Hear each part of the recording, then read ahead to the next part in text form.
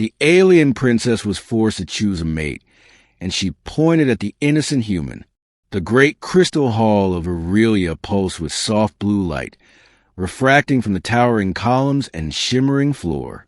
Hundreds of alien dignitaries and warriors stood in a perfect circle, their eyes fixed on the raised dais where Princess Araviel stood. Her people were tall, elegant beings with pale silver skin and eyes that seemed to hold a reflection of stars. But at this moment, her gaze was restless. The annual choosing ceremony was not supposed to be like this. At least not for her. She had always assumed she'd marry for love, or at least for political advantage. Instead, the High Council had announced a decision.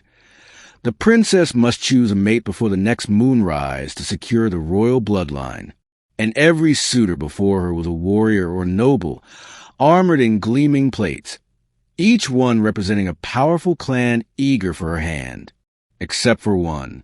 Standing at the far edge of the crowd, awkward and out of place, was a human. His name was Daniel Cole. He was part of the human diplomatic envoy, here to negotiate trade routes. Somehow, he had gotten roped into attending the ceremony, though he didn't understand most of what was being said.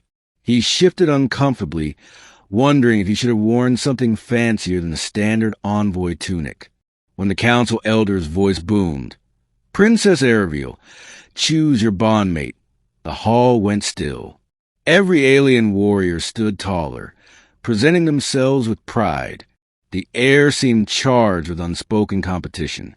Araviel looked over them all, every polished, prepared, politically advantageous choice, and felt her stomach twist.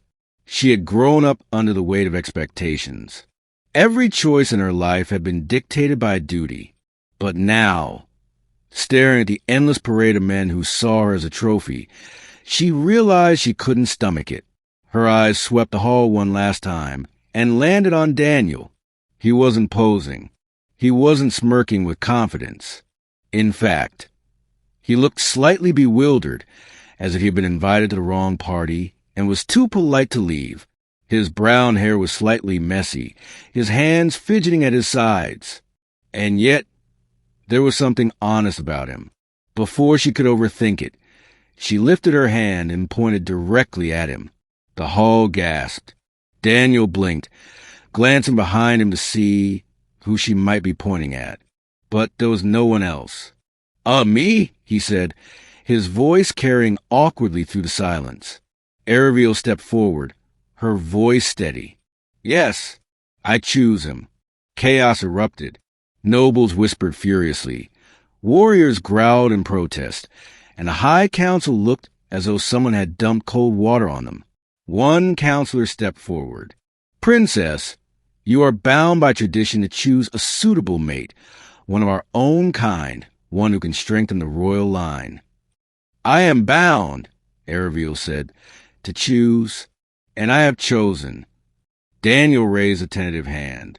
"Just to be clear, does this mean marriage? Because I feel like I should have been briefed on." Two guards were already ushering him forward, ignoring his protests. By the time he reached her side, Daniel's mind was spinning. "Look, Princess, I'm flattered, really, but I think there's been some kind of mix-up. I'm just here for the trade meeting and maybe some lunch." Araviel leaned close enough for only him to hear. "If I had chosen any of them, I would be nothing more than a pawn. I need someone who won't use me. Someone not like them." Daniel stared at her.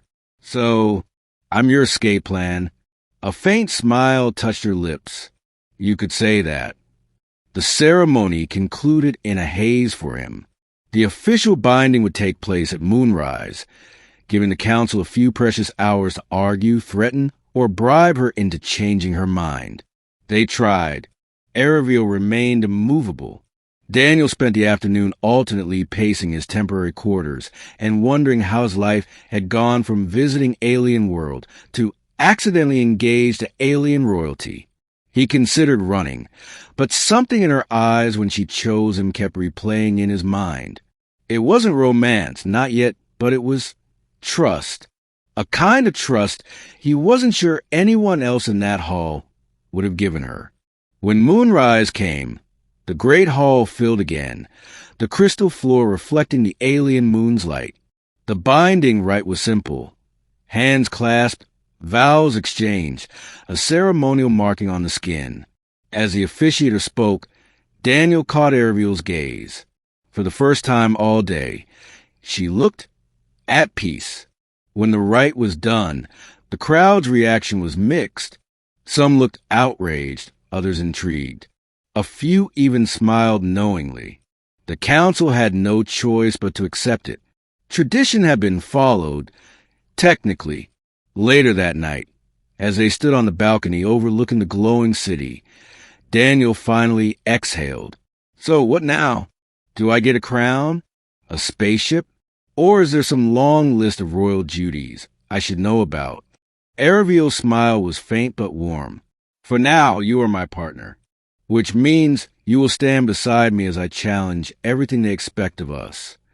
Daniel rubbed the back of his neck. That sounds intense.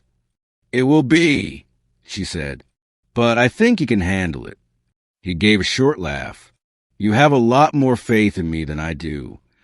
Her gaze softened. Faith is why I chose you.